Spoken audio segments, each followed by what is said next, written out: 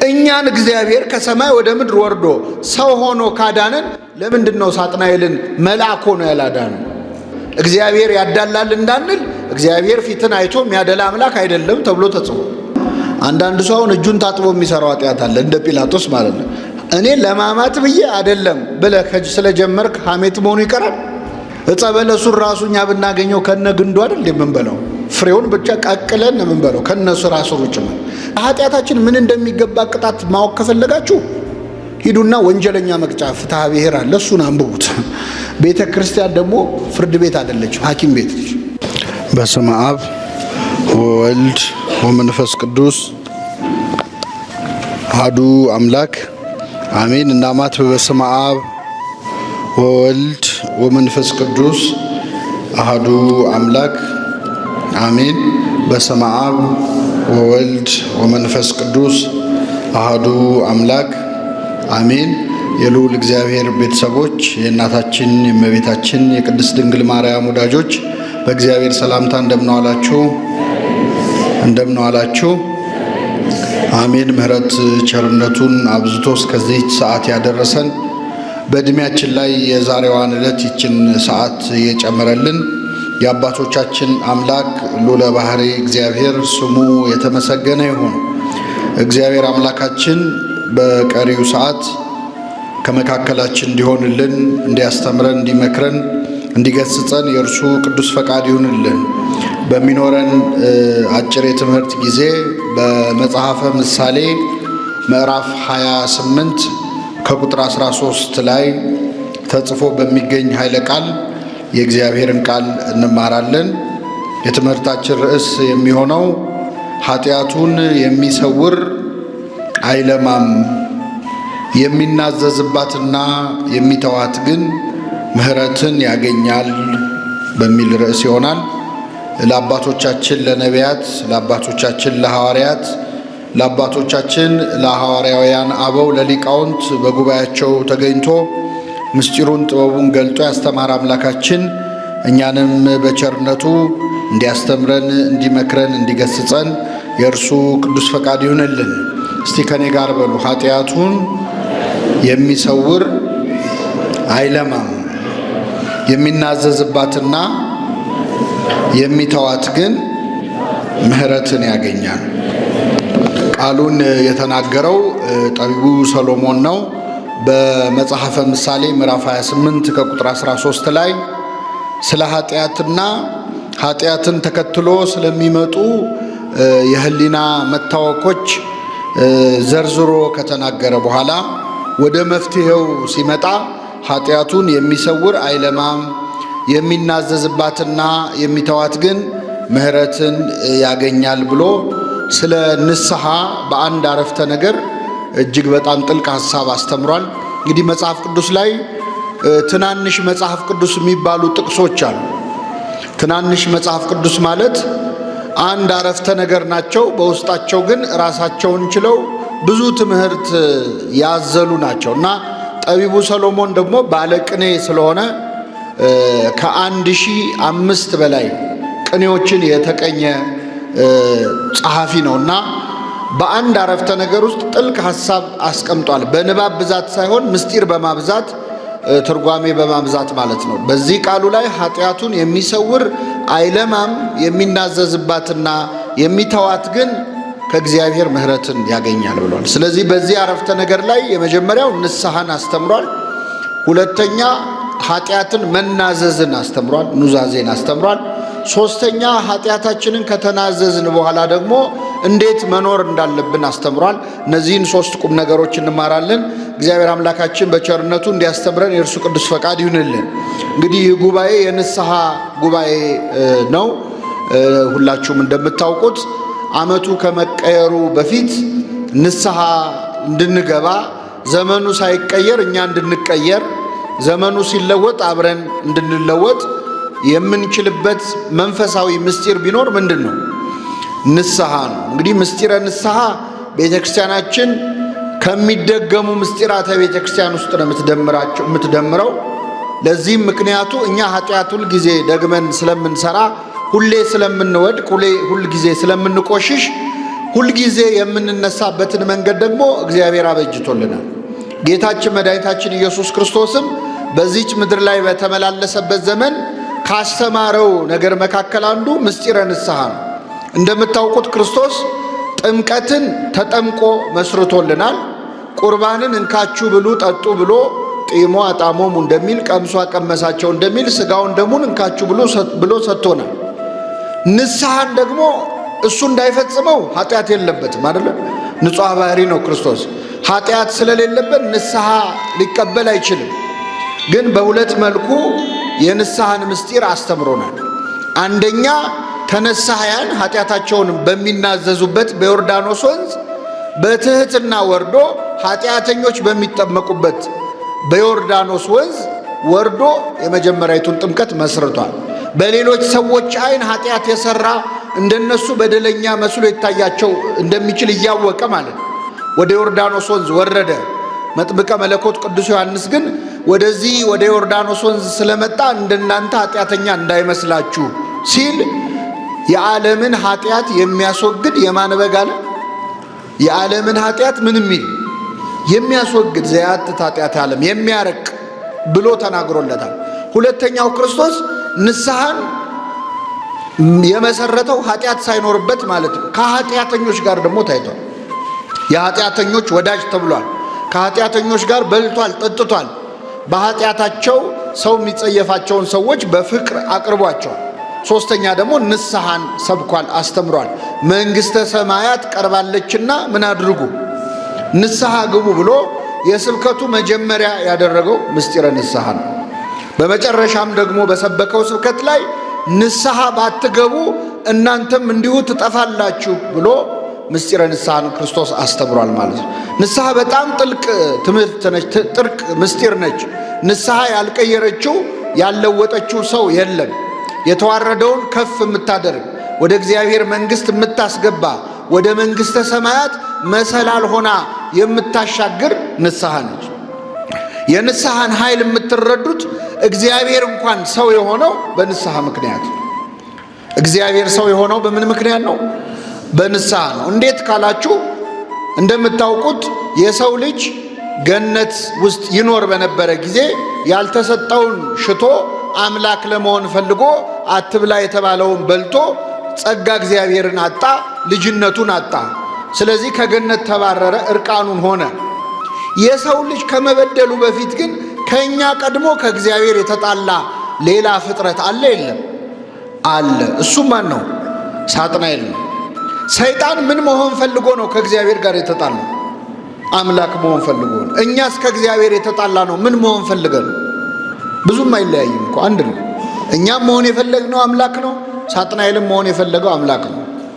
እኛን እግዚአብሔር ከሰማይ ወደ ምድር ወርዶ ሰው ሆኖ ካዳነን ለምንድን ነው ሳጥናኤልን መልአክ ሆኖ ያላዳነው? ለእኛ ያሳየውን ፍቅር ለምን ለሱ አላሳየው?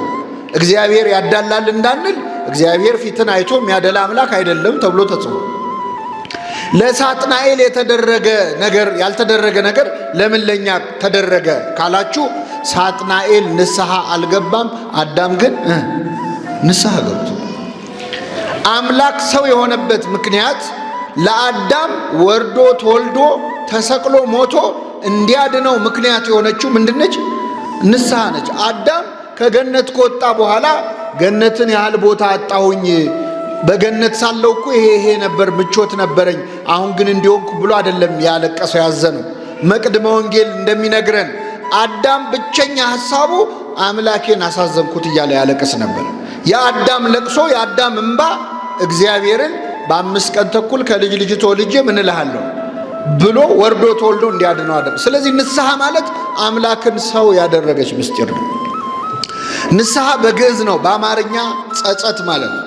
ለምሳሌ በግዕዝ መጽሐፍ ቅዱስ ስታነቡ እገሌ ተጸጸተ፣ እገሊት ተጸጸተች የሚል ካገኛችሁ በግዕዙ ነስሐ ነስሐት ነው የሚለው። ወእግዚአብሔር እኔ ነስሐ እምዘነበበ፣ እግዚአብሔርም ከተናገረው የተነሳ ተጸጸተ የሚለው ነስሐ ይላል። ስለዚህ ንስሐ ማለት ጸጸት ነው። ከምንድን ነው የምንጸጸተው? ምን አደረግን ብለን ነው የምንጸጸተው? ኃጢአት ሰርተናል ብለን ስናስብ ነው የምንጸጸተው። ኃጢአት ሰርቻለሁ ብሎ ሰው አስቦ አምላኬን በድያለሁ ብሎ የሚጸጸተው ጸጸት ሰውን ወደ መዳን የሚያደርሰው ንስሐ ተብሎ ይጠራል። ከኔ ጋር ናችሁ? እግዚአብሔር ከሁላችን ጋር ይሁን። ንስሐ ኃጢአት ሰርቻለሁ ማለት እኛ በቀን ውስጥ ኃጢአት ሳንሰራ አንውልም። በቀን ውስጥ ብዙ አይነት ኃጢአት እንሰራለን። በቀን ውስጥ ልንገድል እንችላለን፣ ልንሰርቅ እንችላለን፣ ልናመነዝር እንችላለን። በግብር የሚሰሩ ብዙ ኃጢአቶችን ልንሰራ እንችላለን። ይሄ የመጀመሪያው ኃጢአት። እኔ ከነዚህ የጸዳው ነኝ የሚል ሰው ደግሞ ካለ ምናልባት ባንሰርቅ፣ ባንገድል፣ ባናመነዝር፣ የሰው ንብረት ባንቀማ በቀን ውስጥ በአንደበታችን ደግሞ ብዙ ነገር እንናገራለን። በአፋችን እንዋሻለን፣ እንሳደባለን፣ እናማለን። ሐሜት አያድርግብኝ እንጂ ብለን እናማለን። አናማ አንዳንድ ሰው አሁን እጁን ታጥቦ የሚሰራው ኃጢአት አለ፣ እንደ ጲላጦስ ማለት ነው። እኔ ለማማት ብዬ አይደለም ብለህ ስለጀመርክ ሐሜት መሆኑ ይቀራል? አይቀርም። በቀን ውስጥ በአንደበታችን ብዙ ኃጢአት እንዋሻለን፣ እንሳደባለን።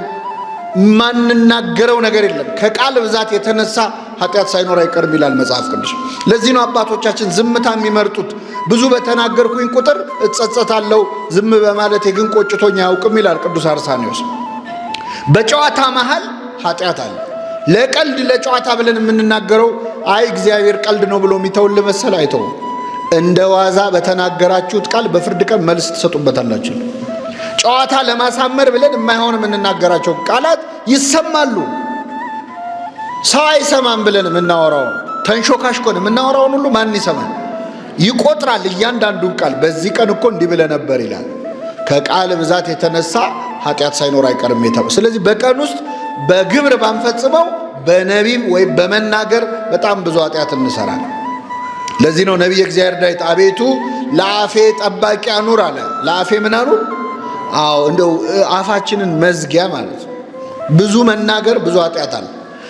እንደው ይህንንም አልሰራም ካለን ደግሞ በሐሳባችን የማንሰራው ኃጢአት የለም። እንደውም ሰው ለመፈጸም የሚፈራው ለመናገር የሚያፍርበትን በሐሳቡ ግን የማያደርገው አይነት ኃጢአት የለም።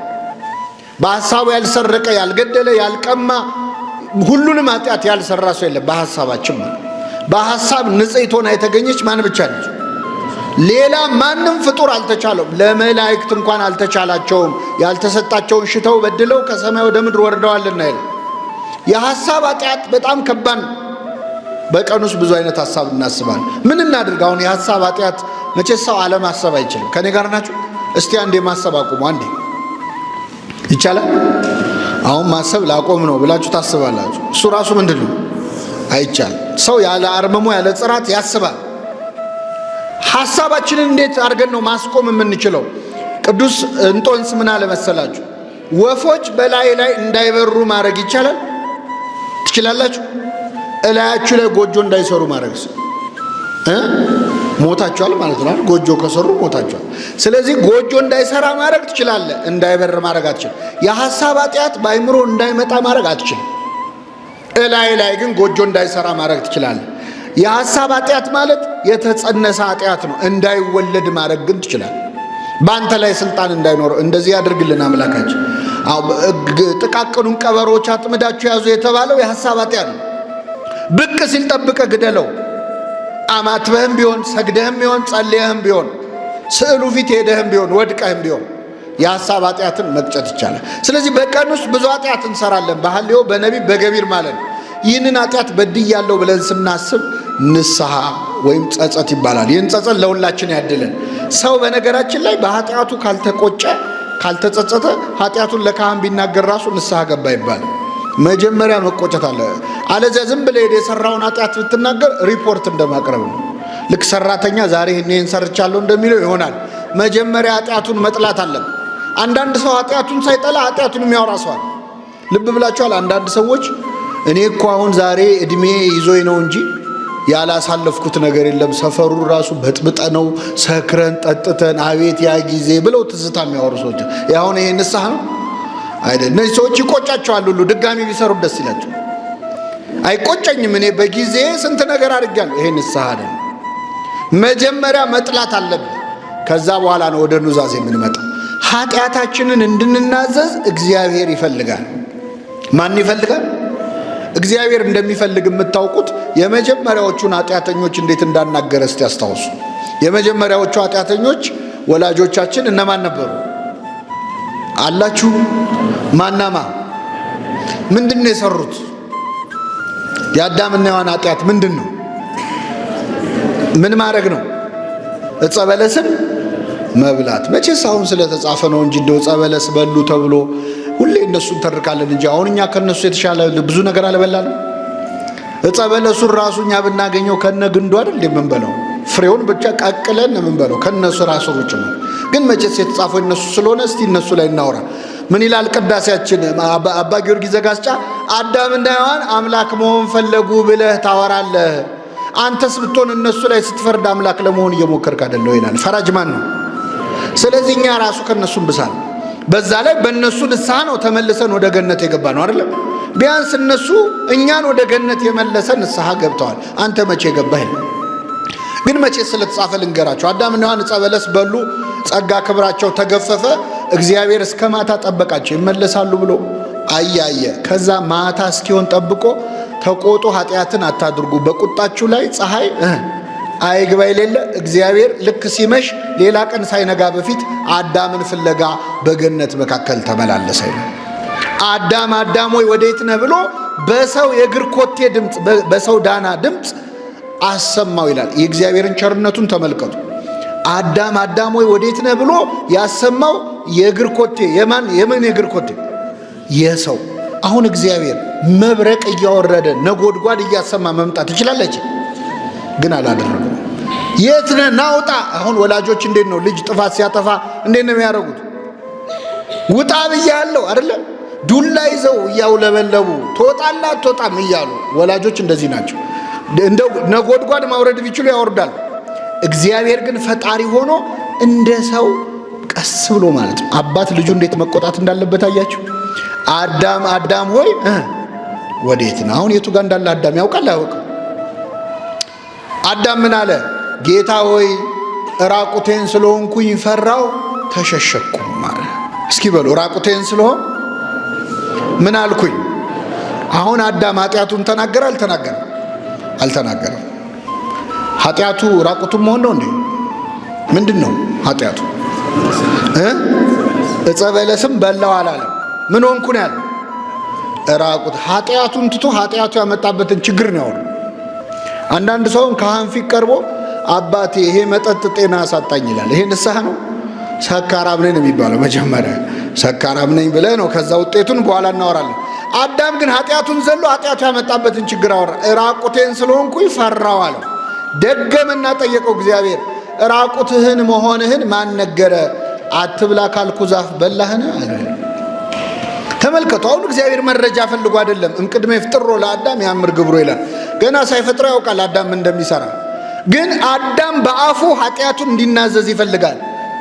አትብላ ካልኩ ዛፍ በላህን አለው። ይህን ጊዜ ምን አለ? ረዳት ትሁንህ ብለህ የሰጠኸኝ ሴት ከዛፉ ሰጠችኝና ምን አልኩ? አይሰማም። የመጨረሻዋ ነች ኃጢአቱ። ምን የምትለው? በላው። ግን በላው ከማለቱ በፊት ስንት ክስ ጨምርበት አይደል? ምን ብሎ ከሰሰ? ረዳት ትሁንህ ብለህ የሰጠኸኝ ምን ሴት። ለኃጢአቱ ማንን ከሰሰ ማለት? አንደኛ ተከሳሽ ሔዋን ነች። ሁለተኛ ተከሳሽ እግዚአብሔር ነው። እንደውም አንደኛ ተከሳሽ እግዚአብሔር። ረዳት ትሁንህ ብለህ ምን ያልከኝ አንተ? እሷን ባሰጠኝ ኖሮ እሷን ማሰጠኝም እኔም አልበላም። ስለዚህ ተጠያቂው ማን ሆነ ማለት? አይገርም? ሰው ራሱ ለሰራው ኃጢአት እኮ ፈጣሪ ምን ነው ዝም አልከኝ እንደዚህ ሲሆን ይላል። ወደ ለሰራው በደል ማለት ለኃጢአታችን አንደኛ እግዚአብሔርን እንከሳለን፣ ሁለተኛ ሰዎችን እንከሳለን። እገሌ አሳስቶኝ፣ እገሌ ገፋፍታኝ በሰው እናሳብባለን። ከኔ ጋር ናችሁ? አዎ። ረዳት ትሁን ብለህ የሰጠኝ ሴት ከዛፉ ሰጠችኝና በላው አለ። እግዚአብሔር ወደ ሔዋን ዞረና ምን አላት? ተመልከቱ በደንብ አስተው። አሁን እኛ ብንሆን እንዴት እንደምንልና እግዚአብሔር እንዴት እንደሚል። ለምሳሌ እዚህ መሃል ልጆች፣ ህፃናት ልጆች የምታሳድጉ ሰዎች ለምንድን ነው ይህንን ያደረግከው ብላችሁ አንድ ህፃን ብትጠይቁት እህቴ ሰጠችኝና በላሁ ቢላችሁ፣ እህቴ ሰጠችኝና በላሁ ቢል እህትየውን ጠርታችሁ ምንድን ነው የምትሏት? ለምን? አቤት ለምን? እግዚአብሔር አላለም። ለምን ሰጠሽው አላላትም ሔዋንን። ያደረግሽው ምንድን ነው ያለው። የአዳምን ወሬ ሰምቶ ሔዋን ላይ የሚጮህ አምላክ አይደለም። እግዚአብሔር ለእያንዳንዳችን ለየብቻ ነው የሚጠይቅበት ነገር። የሰው ወሬ ሰምቶ አይጮህብን። ጠየቃት ሔዋንን፣ ያደረግሽው ምንድን ነው? አንቺ ደግሞ እስቲ ተናገሪ። እሷ ደግሞ ምን አለች? እባብ አሳተኝና በላው አለች። ለኃጢአታችን አንደኛ እግዚአብሔር እንከሳለን፣ ሁለተኛ ሰው እንከሳለን፣ እገሌ ገፋፍቶ እንላለን፣ ሶስተኛ እባብ አሳተኝና በላው ደግሞ እንላለን። ማን ነው እባብ? ሰይጣን አሳሳ። አቤት ሰይጣን አሳሳተኝ የምንለው ነገር ብዛቱ።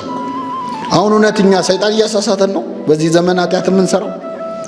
አንድ አባት ይገርማቸዋል፣ ገዳም ውስጥ መንኩሶ 10 ዓመቱ ነውና አባ እንጦንስ ጋር ቀርቦ አባቴ እኔ ከመነኮስኩ 10 ዓመቴ ነውና የሰይጣንን ፈተና አልቻልኩትም አለ።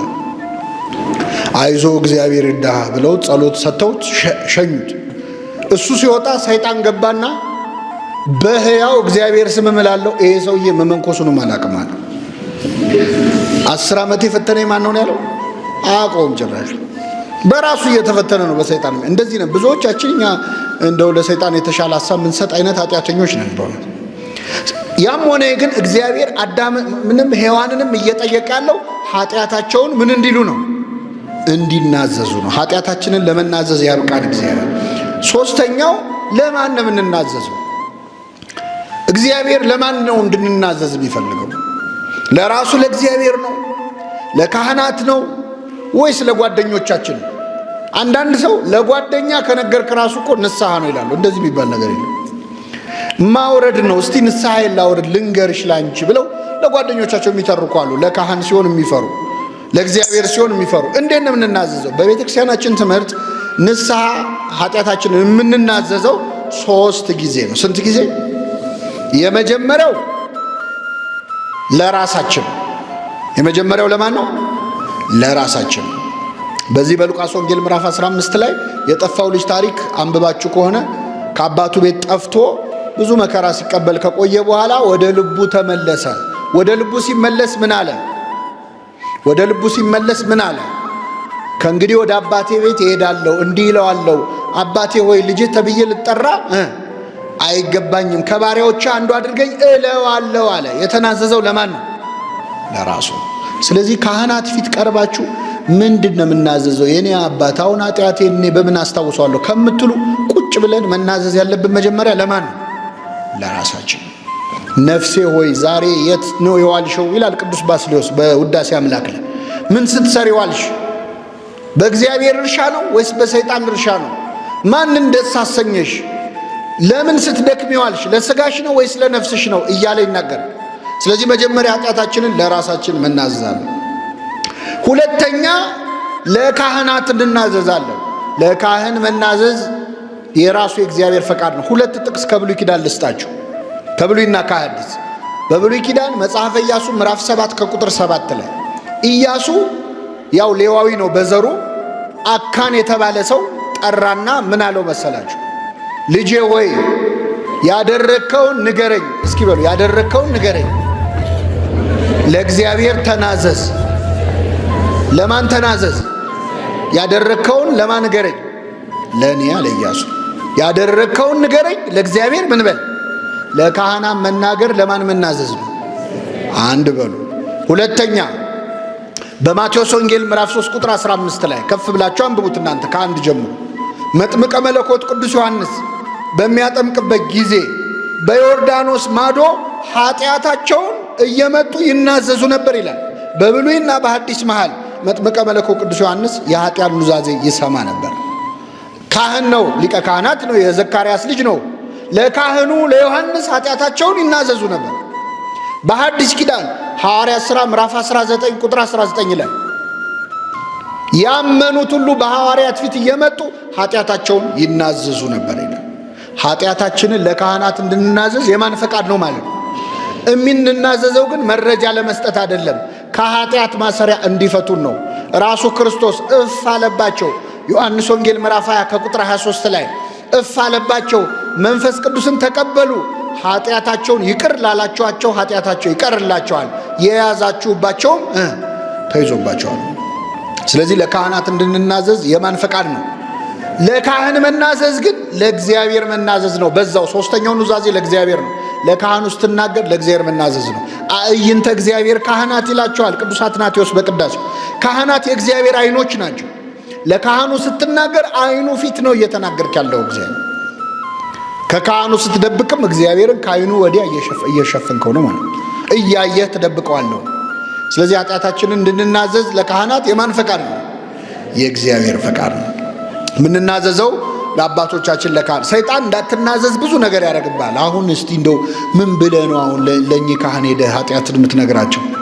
ሰው ያደርጉሃል። አሁን ድጋሜ ሄደህ ልነግራቸው ነው ይልሃል ሰይጣን። ኃጢአቱን ስትሰራ አይዞ እግዚአብሔር መሐሪ ነው ብሎ ያሰራሃል። ልክ ልትናዘዝ ስትል ግን ያስፈራሃል። ስትስበው ያልፈራኸውን ኃጢአት ስትተፋው ያስፈራሃል። ኃጢአቱን የሚሰውር ደግሞ አይለማም ይላል ርዕሳችን አይደለም? ኃጢአቱን የሚሰውር ምን አይልም? አይለማም ማለት አይጸድቅም ማለት። አንድ ተክል ለማ ማለት ጸደቀ ነው አይደል? ኃጢአቱን የሚሰውር ሰው አይጸድቅም። ኃጢአታችንን ዘርዝረን መናገር አለብን።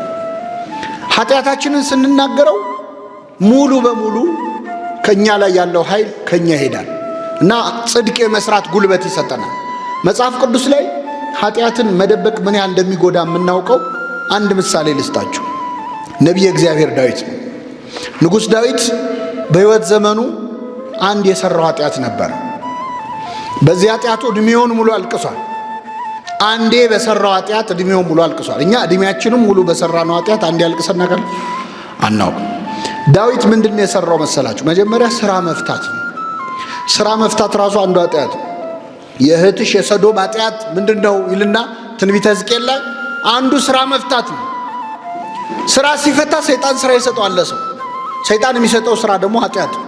ሥራ ፈቶ በሰገነቱ ላይ ሲመላለስ አንዲት ሴት ገላዋን ስትታጠብ ተመለከተ። ማናት ብሎ ጠየቀ። የኬጢያዊው የኦርዮ ሚስት ናት አሉት። የሰው ሚስት ናት ከተባለ በኋላ ሌላ ወሬ ያስፈልጋል? አያስፈልግም። ዳዊት ግን አስመጣት። የኬጢያዊው የኦርዮን ሚስት ቤርሳቤህን አስነወራት ይላል መጽሐፍ ቅዱስ። ባልና ሚስት የሚፈጽሙትን ሩካቤ አዳምም ሚስቱን ሔዋንን አወቃት አይደለም የሚለው። ከሕግ ውጭ ከሆነ ግን አስነወራት ነው የሚለው፣ ደረሰባት ነው።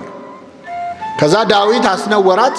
ይቺ ሴት ከወር ልማዷ ነጽታ ነበር ገላዋን ስትታጠብ የነበረው።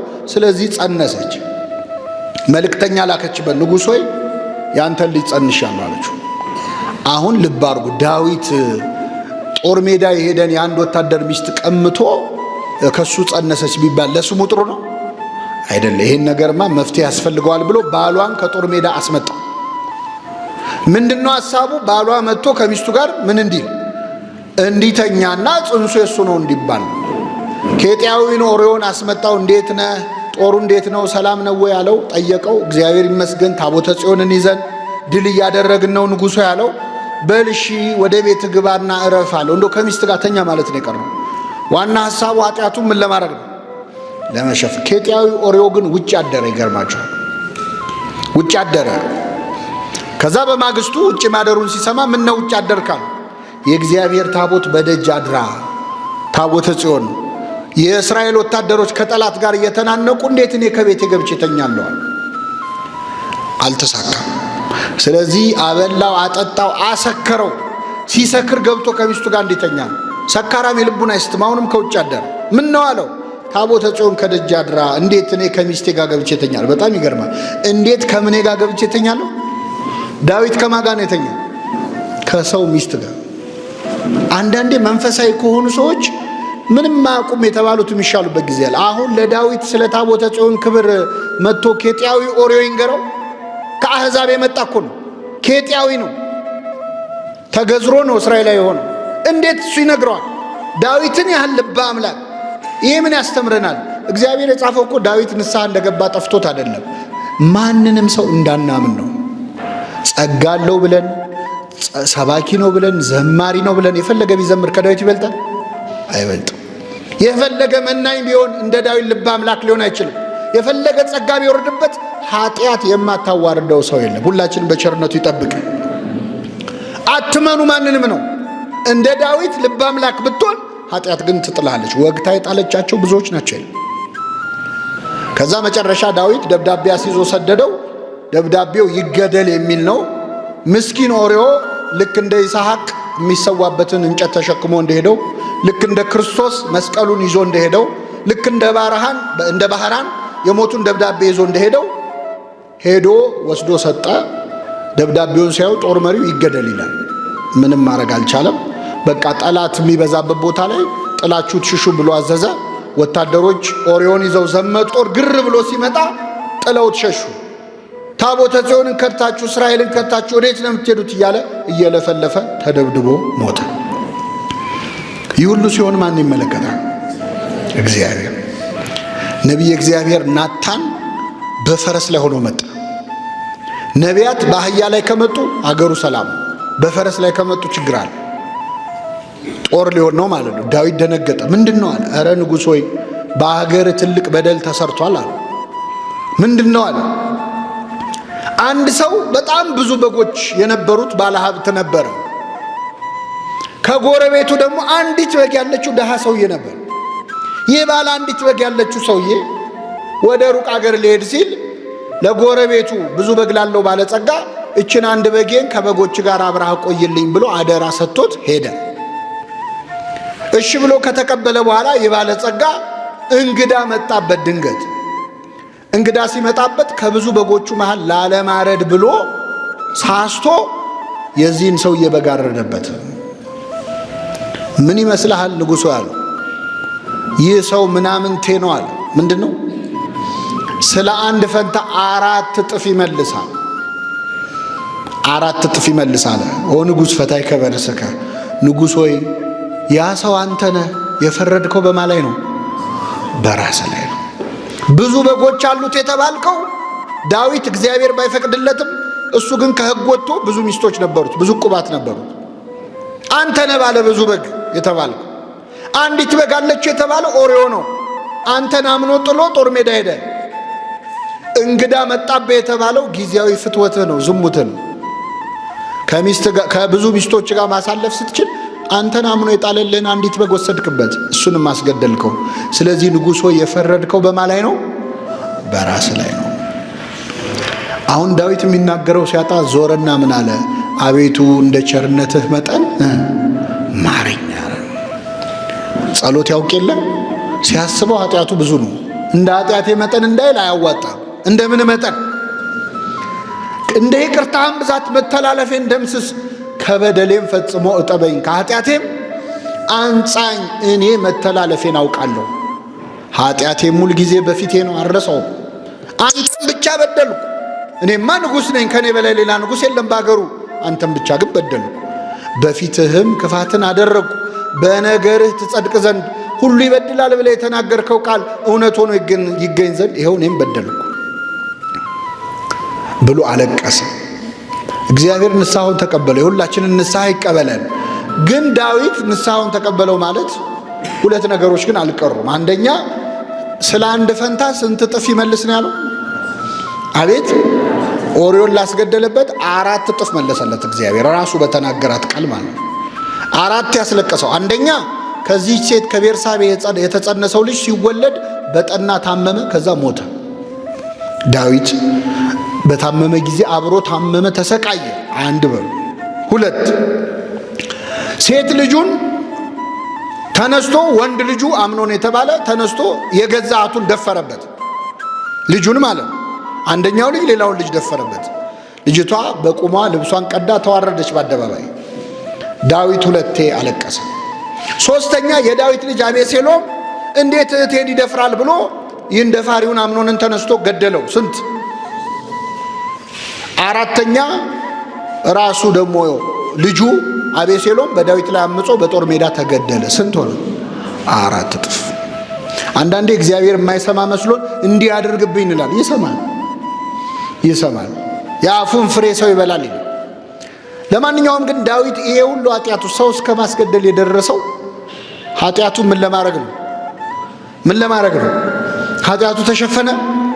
ይኸው በምካ ደናግል አዳራሽ ቁጭ ብላችሁ የዳዊትን ኃጢአት እየሰማችሁ ነው አይደለም? እሱ የዛን ዘመን ሰዎች እንዳይሰሙን የፈለገው ይኸው ብዙ ሰው እየሰማው ነው። በየአደባባዩ እየወጣ ዳዊት እንዲያርጎ እያንን ሰብካል። የዘር ሐረግ እንኳን ሲዘረዘር የዳዊት ኃጢአት መች ተደበቀ? አብርሃም ይስሐቅን ወለደ፣ ይስሐቅ ያዕቆብን ወለደ፣ እሴይም ዳዊትን ወለደ፣ ዳዊትም ከኦርዮ ሚስት ሰሎሞንን ወለደ። ከማን ሚስት? ከኦርዮ ሚስቱ። እሷም ተስማምታ በኋላ ዳዊትን ስላገባች ስሟ በወንጌል ሊጻፍ አይገባትም። ስለዚህ የኦርዮ ሚስት ተባለች። ቤርሳቤ አልተባለች። ወንጌል ላይ ስሟ አይገባትም። እሱን ደግሞ በአደባባይ መማሪያ ያደረገው እግዚአብሔር መማሪያ ከመሆን ይጠብቀን። እንደ ገሌ እንዳትሆኑ እየተባሉ መማሪያ ከመሆን ማለት ነው። ኃጢአታችንን ዘርዝረን መናዘዝ አለብን። ካህናት ፊት ስትቀርቡ ዝርግፍ አድርጋችሁ ተናገሩ። ትዝ ያላችሁ ነው የምትናገሩ። ለካህናቱ አይደለም፣ ለማን ነው? እነሱም ሰምተው ሲጨርሱ ከኃጢአት ማሰሪያ ማን ይፍታ ነው የሚሉ። ስለዚህ ለሱ ተናገሩ። ሰይጣን ያቆሰለህን ቁስልን ገልጣ አሳየው ይላል ቅዱስ ባስልዮስ። አሁን ችግሩኛ ምንድነው? ንስሐ ልንገባ እንሄድና አባቶች ጋር ለነሱ ምንናዘዝ ይመስለናል። ስለዚህ ኃጢአታችን እንደብቃለን። አንዳንዱ ሰው ቅኔ ያደርገዋል። ኃጢአቱ ውስብስብ ያለ ንስሐ የሚናዘዝ ሰው አለ። አንዳንድ ሰው ደግሞ ብልጥ ለመሆን ይሞክራል። እንደው አባ በቃ የኔ ኃጢአታው ምኑ ይነገራል? እንደው በቃ ባጭሩ እኔ ኃጢአት የተባለውን በሙሉ ምን ብያለሁ? ሰርቻለሁ። ይቻላል? አይቻልም። አሁን ዶክተር ፊት ቀርባችሁ ሐኪም ቤት ዶክተር የኔ በሽታ ምኑ ይነገር? በቃ ባጭሩ ሁሉ በሽታ የተባለውን በሙሉ ታምሜያለሁ ትላላችሁ። እንዲህ ያረገኛል፣ ይወጋኛል፣ በዚህ ገብቶ ነው። ኃጢአታችንንም ዘርዝረን ነው መናገር ያለብን። ትልልቁን ኃጢአት ትቶ ትንንሹንም ይናዘዛል። ጥቃቅኑን ኃጢአት አንዳንድ ሰው እኔ በቃ እንደው አባታችን በሰንበት ልብስ አጥቤያለሁ። አሁን ልብስ አጠባ ነው አገር የበጠበጠው። እኔ እውነት ይሁን ውሸት አላውቅም። አንዲት እናት በሰንበት ቆሎ በልቻለሁ እና እንደው ወፍጮ እንደማስፈጨት የሆነብኝ ይሆን አሉ ይባላል። ይሄ ማለት የአይሁድ ጸባይ ነው። አይሁድ ጥቃቅኑን ነገር ነው። ጌታ ግመልን የምታጠሩ ትንኝን የምታጠሩ ግመልን የምትጡ ብሏቸው። የሚገርም ነገር እኮ ነው። የአይሁድ ጸባይ ትልልቁን ነገር ትቶ ጥቃቅኗል። ከከሙን፣ ከድንብላል፣ ከጥቁር አዝሙድ አስራት ያወጣሉ። ጥቁር አዝሙድ ቆጥረው ይኸው ከ10 አንድ ብለው ይዘው ይመጣሉ። ዋናውን ኃጢአት ግን ይሰራል።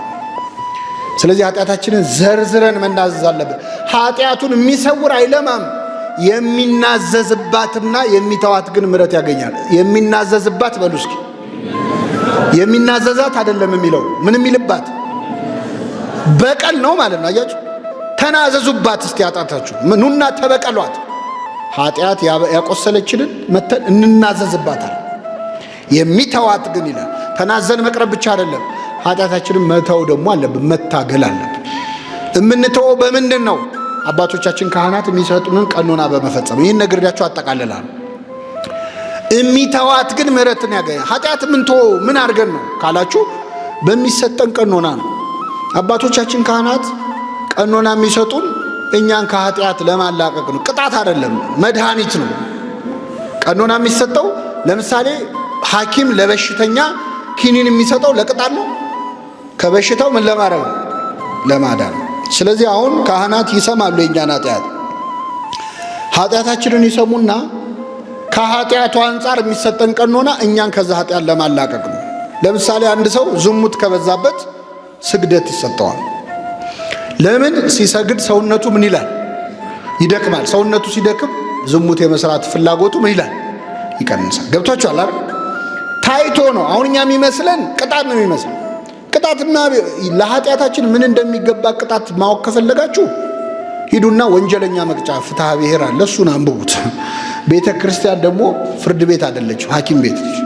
የምትሰጠን ቀኖና ለፈውስ ነው። አሁን እኛ የሚመስለን ብዙ ኃጢአት ላለበት ሰው እግሩ እስኪሰበር ስገድ የሚባል፣ ትንሽ ኃጢአት ያለበት ሰው እንደዛ ነው። እንደውም ብዙ ኃጢአት ያለበትን ሰው ቤተ ክርስቲያን ምንም ቀኖና ላሰጠው ትችላለች። አይዞ በቃ እግዚአብሔር መሐሪ ነው ብለውት ባይሆን ካህኑ ለሱ ይሰግዳሉ፣ ለሱ ይጾማሉ። ለምን? ይህ ሰው በኃጢአት ስለተጎዳ የበለጠ ተስፋ እንዳይቆርጥ ማለት። እንደውም አንዱ ልጅ ሄደና አንድ አባት ጋር ብዙ ኃጢአት የሰራ ሰው ነገራቸው። ሲነግራቸው አይዞ እግዚአብሔር መሐሪ ነው 3 ስገድ አሉት አሉ። ስንት ስገድ? አላመነም ልጁ። 3000 ነው 300 ነው። አይ 3 ስገድ አሉት። 3 ሰግዶ ሄደ። እግዚአብሔር ይፍታ ብለው በኋላ ያው ለታሪኩ እንዲመች ነው፣ እግዚአብሔር የማያውቀው የለም። ጌታ ተገልጦ ለእኚህ ካህን ለምንድን ነው 3 ስገድ ያሉት አላቸው። ሲላቸው ጌታ ሆይ 3 ስገድ ያልኩት እኔ ጨካኝ ሆኜ ነው። አንተ ብትሆን ኖሮ ኃጢአት ተሰረየችልህ ብለህ በነፃ ምን ትለው ነበር? ታሰናብተው ነበር። የእግዚአብሔር ምሕረት ከካህናቱ ከሚሰጡንም የበለጠ እና ዓላማው ደግሞ ከኃጢአት ማላቀቅ ነው። ትንሽ ኃጢአት ያለበትን ደግሞ ብዙ ስገድ ይሉታል። ምክንያቱም ይሄ ሰው ወደ ፍጹምነት ለመምጣት ትንሽ ነው የቀረው አይደል? የቀረችውን አራግፎ የበለጠ እንዲቀደስ ማለት ነው። ዓላማው ወደ እግዚአብሔር ማቅረብ ነው። የሚሰጠን ቀኖና የሚገርም ነው። ካህናት እግር መንገድ ሊያስኬዱን ይችላሉ። ቅጽረ ቤተ ክርስቲያን አትግባ ሊሉ ይችላሉ። ስራ ሊያሰሩ ይችላሉ። ከታዘዝክና በትክክል ያሉንን ከፈጸምን ከኃጢአት እንላቀቃለን። ኃጢአት የመተው ኃይል እናገኛለን። እና የአባቶቻችን ካህናትም ዋነኛ ስራቸው ሰምተው ያንን ሰው ከዛ ቁስል መፈወስ ማስታረቅ ነው። እና ኃጢአቱን የሚሰውር አይለማም። የሚናዘዝባትና የሚተዋት ከእግዚአብሔር ምን ያገኛል? ምሕረት ያገኛል። አንድ ሰውዬ ምን አረገ መሰላችሁ? ይህን ነግሬያችሁ ላብቃ። አንድ ሰው በጣም ወንጀለኛ ነው።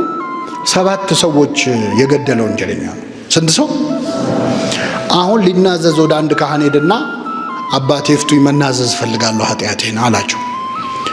እሺ ምንድነው የኔ ልጅ ሲሉት 7 ሰው ገድያለሁ አላቸው። የሚገርማችሁ ካህናት በጣም ብዙ ኃጢአት ከመስማታቸው የተነሳ በሆነ ኃጢአት አይደነቁ። አሁን እኛ የሚመስለን የሆነ ኃጢአት ስትነግራቸው ወይ ጉድ እንዲህ ሲያደርግ ከርሞ መጣ የሚሉ ነው የሚመስለናል። ለሐኪም በሽታ አዲስ ነገር ነው፣ ለካህናት ኃጢአት አዲስ ነገር አይደለም። ይሄ ልጅ ግን 7 የገደለው በአጋጣሚ ከተሾሙ ዓመት ያልሞላቸው ገና ወጣት ካህን ጋር ነው ሄደው እና 7 ሰው ገድያለሁ ሲላቸው በስመ አብ ወወልድ ወመንፈስ ቅዱስ አሉ። 7 ብለው ደነገጡ። ሲደነግጡ እኚህ ሰውዬማ አጋልጦ ይሰጡኛል ብሎ እሳቸውንም ገደላቸው። ሲደመር ስንት ሆነ? አሁን 8 ሰው ገደልኩ ብሎ ደግሞ ሊናገር ወደ ሌላ አባት ሄደ። ሌላ ካህን ጋር ሄደና አረጋዊ ካህን ናቸው፣ ብዙ ዓመት ያገለገሉ። አባቴ 7 ሰው ገደልኩ፣ 7 ገደልኩ ብዬ ለሆኑ ካህን ስናገር አደነጋገጣቸውን ሳየው ሊያጋልጡኝ ይችላሉ ብዬ እሳቸውንም ገደልኳቸው። በድምሩ ስንት ሰው ገድያለሁ ሲላቸው ውይ ይሄ ነው እንደ ያሳሰበ፣ ይሄ እኮ በጣም ቀላል ነው አሉት። ምክንያቱም 9ኛ እንዳይሆኑ ማለት ሰውየው አያያዙ አያምርም አይደለም። ስለዚህ ውይ እቺ ነች ያሳሰበች፣ አይዞ አንተ ትንሽ የሚፈታተንህ መንፈስ አለ፣ ጠበል መጠመቅ አለብህ፣ ጠበል አጠምቅሃለሁ፣ ከዛ ትሄዳለህ አሉት። ደስ አለው። ከዛ ይዘውት ሄዱ። ጫካ አለ፣ ጫካውን አለፉ። ከዛ የሆነ ጉድጓድ ጋር ደረሱ። ከዛ እዚህ ጉድጓድ ውስጥ ጠበል አለ ከስር ያስቀመጥኩት፣ በገመድ አወርድሃለሁ፣ ቀድተህ ታመጣለህ፣ አጠምቅሃለሁ አሉት። በገመድ አወረዱት። ከዛ ሰውየው ወርዶ ጠበሉን ሊቀዳ ሲል ምንም ጠበል የለም እዛ ቦታ ላይ። ከዛ ኧረ ጠበል የለም ብሎ ሲመለስ የወረደበትን ገመድ ሰብስበውታል። አባ አንተ እዛው ነው መቆየት ያለብህ አሉት። አሰሩት ማለት ነው። አሁን እኛ አባት ይገርማቸዋል። በቀን አንዴ ማታ ማታ ይመጡና አንዲት ኮዳ ውሃና አንዲት ዳቦ ይወረውሩለታል። ውስጥ ሆኖ ይዝታል። ልውጣ ብቻ ይላል፣ ደምህን ነው የማፈሰው ይላል። እሳቸው ይመጣሉ። በቀን አንዴ አንዲት ዳቦ ይሰጡታል። በቀን አንዴ በላ ማለት ምን እያደረገ ነው? አቤት እየጾመ ይመጣሉ፣ ይሰጡታል። ልውጣ ብቻ ይላል። እየዛተ 7 ቀን 14 ቀን 21 ቀን 28 ቀን ብዙ እየጾመ ሲመጣ ስድቡ እየቀነሰ መጣ። ከዛ ምን አላቸው? ነገ ሲመጡ መጽሐፍ ቅዱስ ይዘውልኝ ይምጡ አላቸው። በቃ መታሰሪ ካልቀረ ቢያንስ ላንብባል። አሁን ይሄ ሰው ቁጭ ብሎ ከኦሪት ዘፍጥረት እስከ ዮሐንስ ራእይ ማንበብ ጀመረ። ሲያነብ ልቡ መሰበር ጀመረ። ኧረ የኔ አባትን 7 ሰው ገደልኩ እላለሁ፣ ለካ የኔ ኃጢአት ብዙ ነው፣ እንዲህም አድርጌያለሁ ይላል። አይዞ እግዚአብሔር ይፍታ ይሉታል፣ ይሄዳሉ። ደግሞ መልሶ እያለቀሰ ደረቱን እየደቃ ይጠብቃቸዋል። ምን ነው ይሉታል፣ ለካ እንዲህም አድርጌያለሁ ለካ ይላል። መጽሐፍ ቅዱስን ባነበበ ቁጥር ራሱን እያየ ማለት። ከዛ ከብዙ ጊዜ በኋላ ከዓመት በላይ ሰውዬ ሲጾም ሲጸልይ ከቆየ በኋላ አንድ ቀን እኛ አባት ሲመለሱ የለም እዛ ጉድጓድ ውስጥ። ደነገጡ። ያው የሱ ነገር ቤት በኩል ሊመጣ ነው ብለው ሲያዩ አባቴ ይፍቱኝ የሚል ድምፅ ሰሙ። ቀና ሲሉ አየር ላይ ነው ያለው። በቅቷል ሰው። እግዚአብሔር ይፍታህ አሉት፣ ተሰወረ። ይህን ሰው ወደ ቅድስና ወደ ህብአት ወደ መሰወሪያ ያበቃው ካህኑ የሰጡትን ቀኖና ምን ስላለ ነው? ስለፈጸመ። አባቶቻችን ጾሙ፣ ጸልዩ፣ ስገዱ የሚሉን ሊቀጡን አይደለም። ወደ ማን ሊያቀርቡን ነው? ወደ እግዚአብሔር ነው። ኃጢአቱን የሚሰውር አይለማም፣ የሚናዘዝባት የሚተዋት ከእግዚአብሔር ምን ያገኛል? አሁን የተማርነው እንግዲህ ለጠቅላላ እውቀት አይደለም። እኔም እናንተም ከዚህ ጉባኤ እንደወጣን ንስሐ እንድንገባ ነው። እግዚአብሔር የተማርነውን ለንስሐ ያድርግልን፣ የሰማነውን በልቡናችን ያሳድርብን።